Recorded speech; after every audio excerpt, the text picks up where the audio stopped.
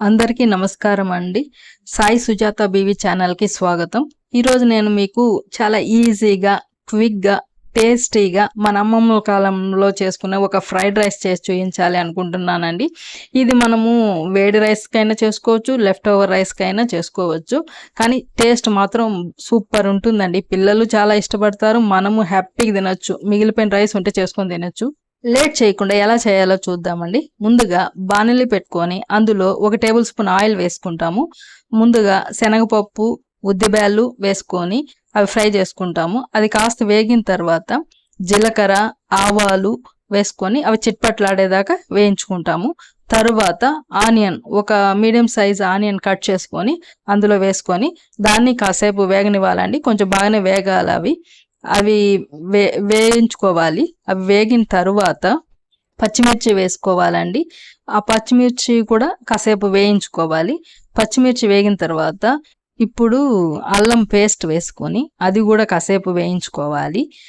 ఇవన్నీ వేగిన తర్వాత కొత్తిమీర, కరివేపాకు వేసుకొని అవి కూడా కాసేపు వేయించుకోవాలి.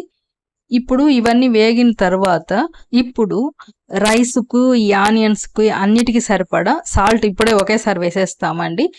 కాబట్టి ఇంకా రైస్ వేసేదే కాబట్టి అన్నిటికీ సరిపడా సాల్ట్ వేసేసుకొని అది ఒకసారి టాస్ చేసుకొని ఇప్పుడు మనం బాయిల్ చేసుకున్నటువంటి రైస్ని ఇందులో వేసుకుంటాం. మనకి ఎంత కావాలో, ఎంత చేయాలనుకున్నామో దానికి సరిపడా అందులో రైస్ వేసుకొని అంతా ఒకసారి టాస్ చేసుకుంటామండి. అంతా ఒకసారి కలయదిప్పుతాము. ఇన్ కేస్ మనము లెఫ్ట్ ఓవర్ రైస్ అయితే చల్లగా ఉంటుంది కదా, అది వేడెక్కేదాకా మనము వేయించుకోవాలి. అలాగే అంతా వేయించుకున్న తర్వాత టేస్ట్ చూసి ఒకవేళ ఉప్పు తక్కువ ఉంటే ఉప్పు వేసుకొని సరిపడా సాల్ట్ వేసేసుకొని దింపేసుకోవడమేనండి. అది హీట్ కావాలి. ఆ హీట్ రైస్ అయితే వేడివేడి అన్నం అయితే హాట్గానే ఉంటుంది. అదే మనము లెఫ్ట్ ఓవర్ రైస్ అయితే అది హీట్ అయ్యేదాకా వేయించుకొని తర్వాత తీసేస్తాము. ఇది చాలా టేస్టీగా ఉంటుందండి. దీన్ని మనం పెరుగుతో అయినా తినొచ్చు, రైతాతో అయినా తినొచ్చు, లేదా పుదీనా లేకుంటే పల్లీ చట్నీ, ఇలా ఏ చట్నీతో అయినా తినొచ్చు.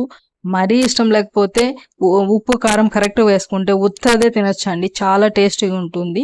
ఇలాంటి మంచి మంచి వీడియోస్ కోసం సాయి సుజాత బీవీ ఛానల్ని లైక్ చేయండి, షేర్ చేయండి, సబ్స్క్రైబ్ చేసుకోండి. Thank you so much. మీ సుజాత బీవీ.